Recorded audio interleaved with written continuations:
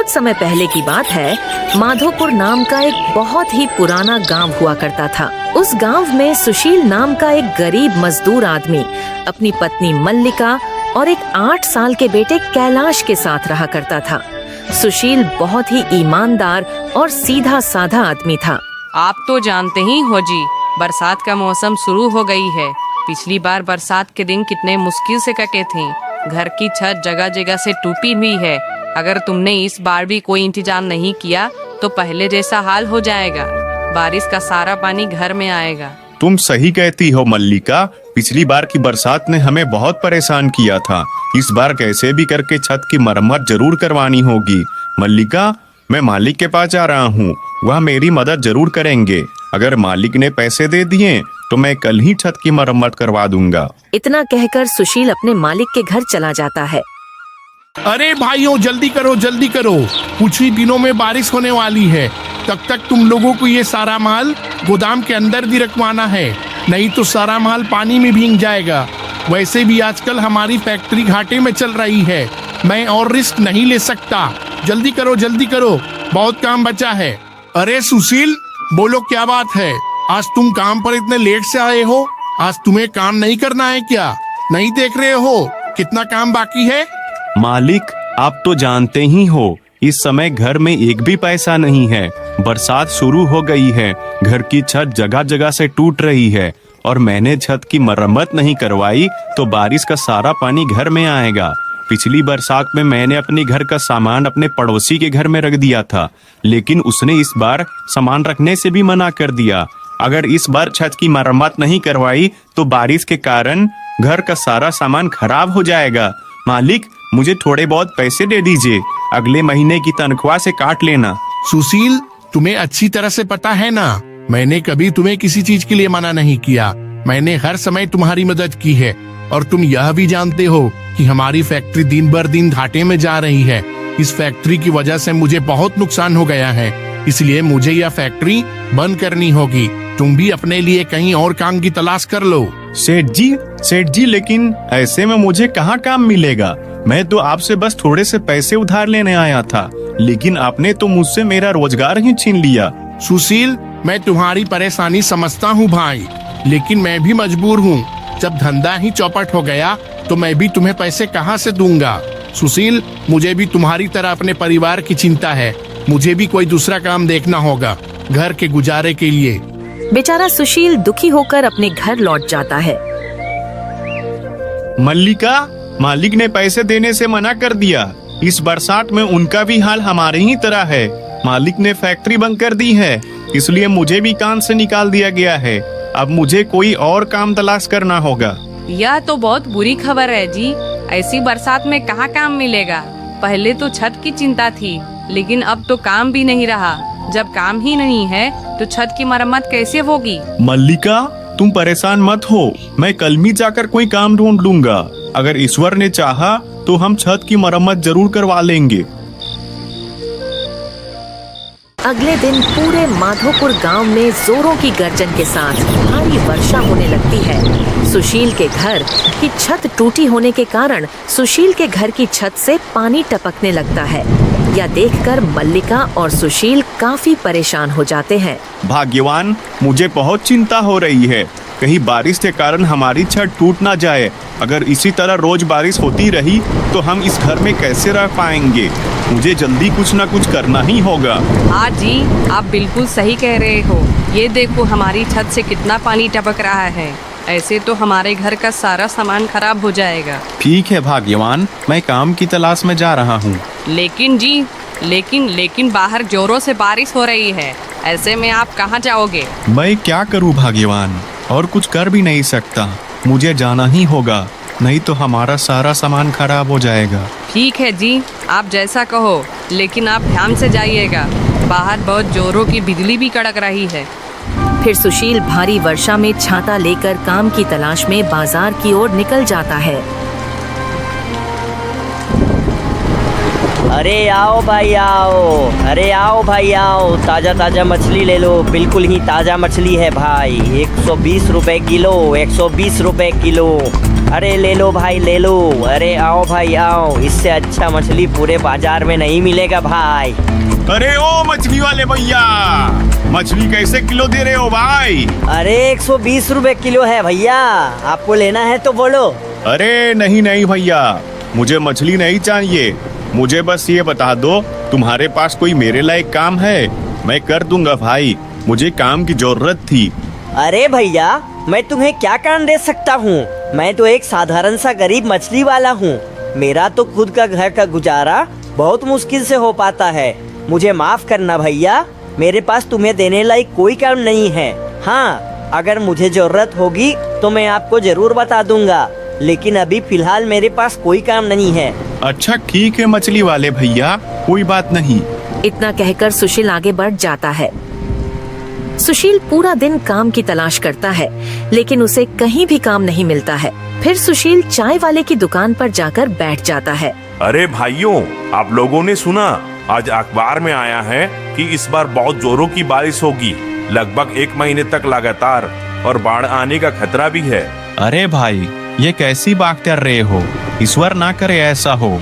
अगर 1 महीने तक लगातार बारिश होगी तो किसान और गरीब लोग कैसे जिएंगे? बारिश की वजह से सारी फसलें मर जाएंगी और गरीब लोग का कारोबार भी बंद हो जाएगा। अरे सुशील भाई, अखबार में लिखा है, मैं तो बस वही बता रहा हूँ। अरे सुशील भाई, तुम चिंता क्यों करते हो? अखबार वाले तो कुछ भी उल्टा सीधा छाप देते हैं, जिससे अखबार ज्यादा बिके। मैं तो तुम्हें लीक कर देता हूँ, ऐसा कुछ नहीं होने वाला है, और होगा वही जो ईश्वर चाहते हैं। पिछली बार अखबार में छपा था कि इस बार बिल्कुल भी बारिश नहीं होगी, लेकिन हुआ उसका उल्टा। पिछली बार कितनी बारिश हुई थी। अरे मेरी तो दुकान भी चूने लगी थी, इसलिए अखबार में छपी बातों पे ध्यान मत दिया करो।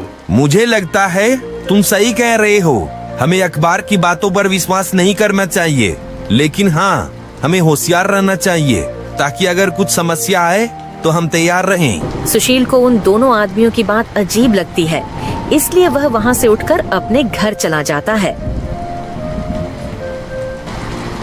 मल्लिका, मैंने हर जगह काम तलाश किया, लेकिन कहीं भी मुझे काम नहीं मिला।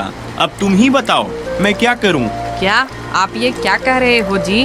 अब तो घर का राशन भी खत्म हो गया है, और सुबह से कैलाश की तबीयत भी बहुत खराब हो रही है। उसका सारा शरीर गर्म हो रहा है, मुझे लगता है उसे बुखार है। तुम उसके लिए दवाई ले आओ। लेकिन मल्लिका, मेरे पास तो एक भी पैसे नहीं है, फिर मैं कैलाश के लिए दवाई कहाँ से लाऊं? जी, अगर कैलाश को इलाज नहीं मिला तो उसकी हालत और भी बिगड़ सकती है। तुम्हें जल्दी कुछ करना होगा। लेकिन मल्लिका, मेरे पास एक भी रुपया नहीं है, ऐसे में कैलाश के लिए दवाई कहाँ से लाऊं? हाँ, हम एक काम कर सकते हैं, चलो हम वासु के घर चलते हैं। वो मेरा बचपन का दोस्त है, वो मेरी मदद जरूर करेगा। फिर दोनों तुरंत ही भारी वर्षा के बीच में ही छाता लेकर वासु के घर जाते हैं। वासु, अरे ओ भाई वासु, दरवाजा खोलो भाई, घर पर हो कि नहीं? अरे इतनी रात में कौन है भाई? रुको, आता हूँ। अरे भाई सुशील, तुम लोग यहाँ इतनी रात को इस भारी वर्षा के बीच यहाँ क्या कर रहे हो? कोई समस्या हो तो बताओ। वासु भाई, मेरा बेटा कैलाश बहुत बीमार है, अगर उसे जल्दी से कोई इलाज नहीं मिला तो उसकी हालत बहुत ही ज्यादा बिगड़ जाएगी। तुम मुझे थोड़े से पैसे उधार दे दो, मैं तुम्हारा एहसान जिंदगी भर नहीं भूलूंगा भाई। सुशील, मैं तुम्हारी पीड़ा समझ सकता हूँ भाई, लेकिन देखो मेरे हालात भी कोई अच्छे नहीं हैं। अरे घर के बहुत खर्चे हैं, बच्चों के भी खर्चे हैं, और कमाई उतनी है नहीं जितने खर्चे हैं। इसलिए देखो भाई, मैं तुम्हारी मदद नहीं कर सकता हूँ, हो सके तो मुझे माफ़ कर देना।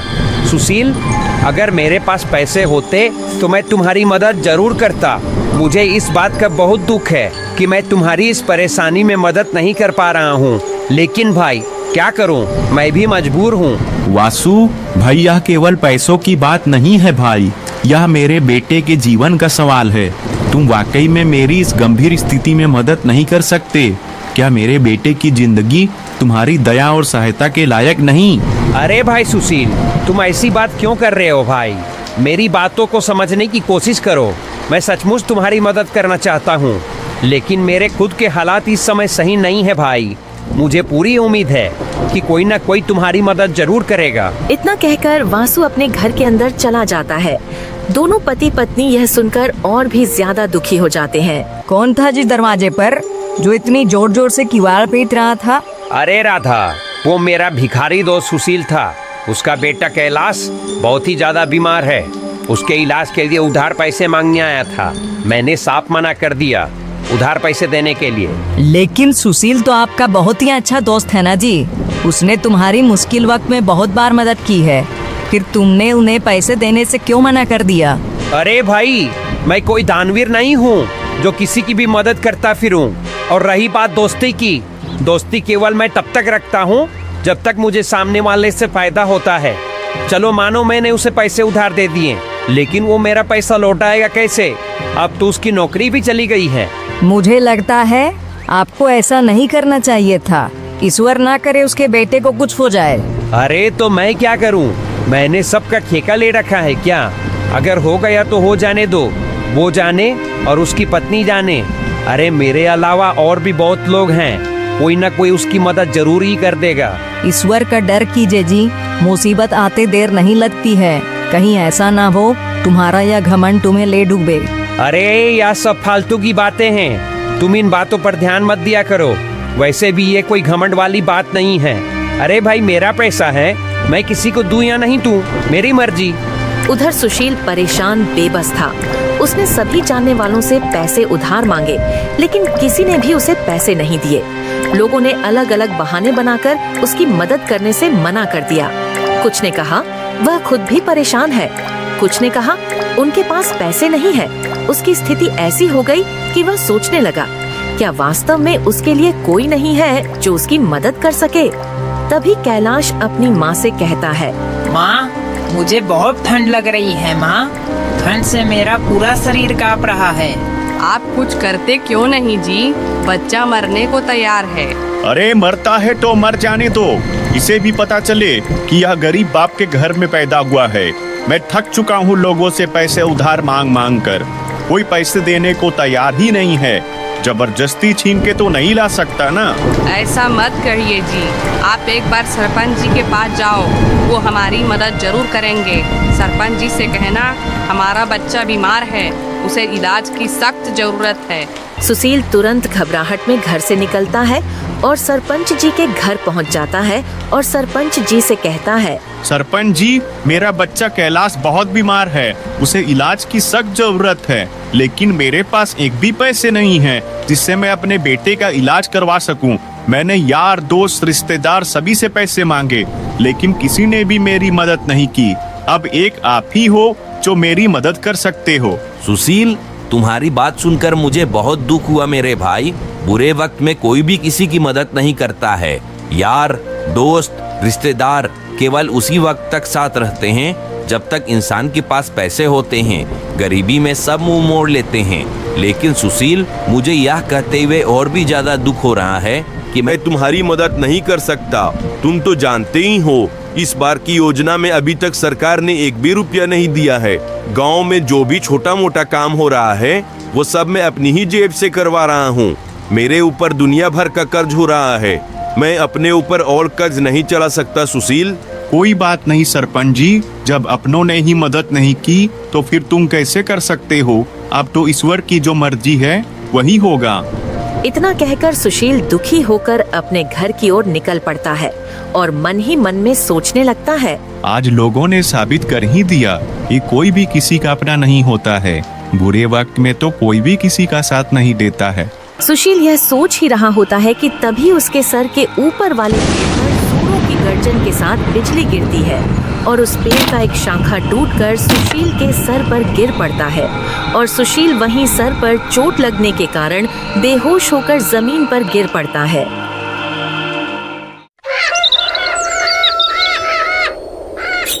अगले दिन उसी रास्ते पर एक व्यापारी अपनी गाड़ी लेकर आ रहा होता है कि तभी उसकी नजर जमीन पर लेटे हुए सुशील पर पड़ती है।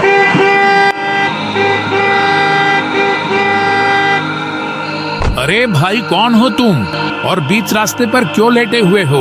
हट जाओ रास्ते से, मुझे देर हो रही है। लेकिन बदले में उसे कोई भी जवाब नहीं मिलता है। तब व्यापारी सुशील के पास जाकर देखता है। अरे ये तो बेहोश है, इसकी हालत तो बहुत गंभीर लग रही है। मुझे इसे यहाँ छोड़कर नहीं जाना चाहिए, ये बेसहारा और कमजोर है। फिर व्यापारी सुशील को अपनी गाड़ी में बैठाकर अपने घर ले जाता है और घर ले जाकर व्यापारी सुशील की खूब सेवा करता है। कुछ ही देर में सुशील को होश आ जाता है। मैं कहाँ हूँ? मैं तो अपने घर जा रहा था, फिर यहाँ कैसे आया? मुझे जल्दी से अपने घर जाना होगा। तुम रास्ते पे बेहोश पड़े थे, इसलिए मैंने तुम्हें अपने घर ले आया। तुम्हारा अभी अपने घर जाना ठीक नहीं रहेगा। पहले तुम्हें आराम करने की सख्त जरूरत है, उसके बाद अपने घर चले जाना। आपने मेरी मदद क्यों की? आप तो मुझे जानते भी नहीं हो, फिर भी आपने मेरी मदद की, मुझे अपने घर ले आए और मेरे इतने अच्छे से ख्याल रखा। देखो छोटे भाई, जीवन में बस खुद की मदद करना ही काफी नहीं होता है, बल्कि हम सब एक दूसरे की मदद के लिए हैं। जब कोई इंसान परेशान हो तो हमारा फर्ज बनता है कि उसकी मदद करें। हो सकता है कि तुमने अब तक कई लोगों के बुरे पहलू ही देखे हैं, लेकिन मैं मानता हूँ कि अच्छाई भी इसी दुनिया का हिस्सा है। वैसे तुम बेहोश कैसे हो गए थे? तुम्हें देखकर ऐसा लगता है जैसे तुम्हारी हालत कुछ अच्छी नहीं है। जी, मेरा बेटा बहुत बीमार है। मेरे पास एक पैसा भी नहीं है जिससे मैं उसका इलाज करवा सकूं।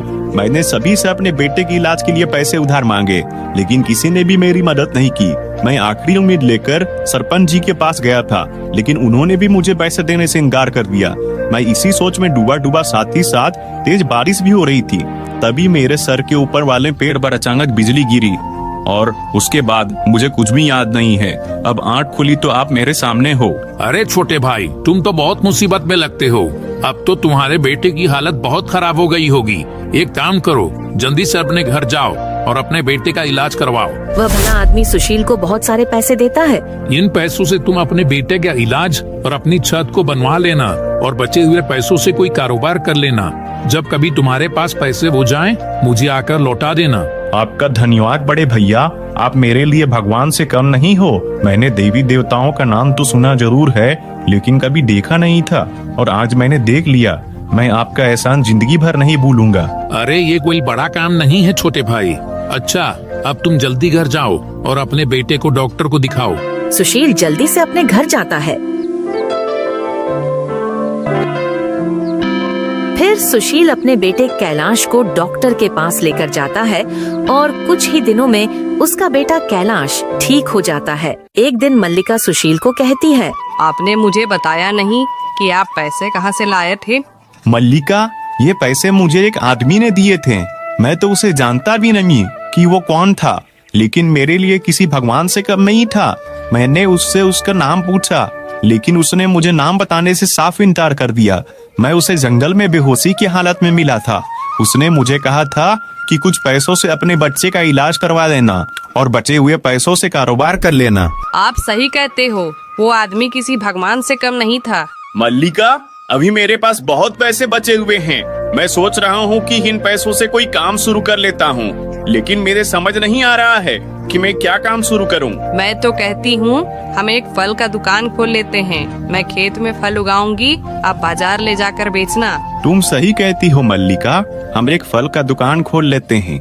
अगले दिन से दोनों फल और सब्जी का व्यापार शुरू कर देते हैं। मल्लिका अपने खेतों में मेहनत से तरह तरह के फल और सब्जियां उगाती और सुशील उन फल और सब्जियों को बाजार में बेच दिया करता। धीरे धीरे करके सुशील का व्यापार बहुत ही बड़ा हो जाता है और वह गांव का सबसे अमीर व्यक्ति बन जाता है। उसके ग्राहक चारों ओर फैले हुए थे। जमा किए हुए पैसों से सुशील एक अच्छा घर भी खरीद लेता है। यूं ही कुछ दिन गुजर जाते हैं। एक दिन जब सुशील घर पर होता है तो उसका दोस्त वासु आता है। सुशील, तुम्हारी भाभी की तबीयत बहुत खराब है भाई। घर में एक भी पैसा नहीं है जिससे मैं उसकी दवाई ला सकूं। तुम ही हो जो इस मुसीबत में मेरी मदद कर सकते हो। वासु भाई, तुम परेशान मत हो, मैं तुम्हें अभी पैसे दे देता हूँ। सुशील वासु को पैसे दे देता है। वासु ने सोचा था कि जैसे मैंने उसे पैसे उधार नहीं दिए थे, सुशील भी मुझे पैसे उधार नहीं देगा, लेकिन सुशील ऐसा नहीं था। सुशील सभी की मदद करता था।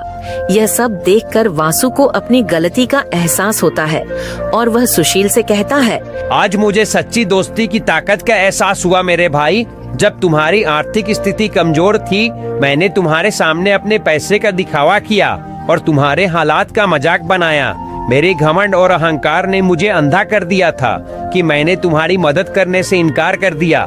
लेकिन अब समय ने मुझे एक बड़ा सबक सिखाया है। मुझे अपनी गलती का एहसास है। कृपया मुझे माफ कर दो सुशील। अरे भाई वासु, इसमें माफी की कोई बात नहीं है भाई। मैंने जो किया यह तो मेरा फर्ज था। तुम्हें अपनी गलती का एहसास हो गया, यही मेरे लिए सबसे बड़ी बात है। मैं तुम्हें दिल से माफ करता हूँ। अब तुम जल्दी जाओ और ख्याल रखो। वासु अपने घर चला जाता है। फिर सुशील अपनी पत्नी से कहता है, हमारे पास तो जमा पूंजी अच्छी खासी हो गई है और हमारा काम भी अच्छा चल रहा है। ऊपर वाले की दुआ से सब बढ़िया है। मैं सोच रहा था कि क्यों ना मैं उस भले आदमी को उधार पैसे दे आऊं। आप सही सोच रहे हो जी। उस भले आदमी ने इतने कठिन समय में हमारी मदद की थी। उसी की वजह से तो आज हम यहाँ तक पहुँचे हैं। अब तुम उसके पैसे लौटा आओ। सुशील उस भले आदमी के पैसे वापस करने के लिए निकल जाता है। जब सुशील घर पहुंचता है तो उसे वह भला आदमी नहीं मिलता है, उसे एक दूसरा आदमी मिलता है।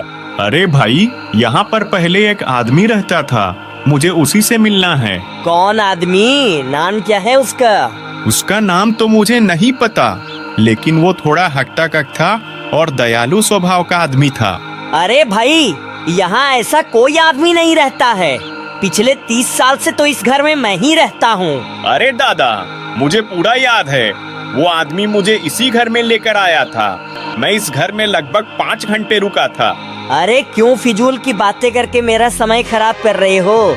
मैं कितनी बार बताऊं कि यहाँ मेरे सिवा और कोई नहीं रहता है। अब यहाँ से तुम जाओ और मुझे काम करने दो। मल्लिका, आज मुझे बहुत अजीब स्थिति का सामना करना पड़ा।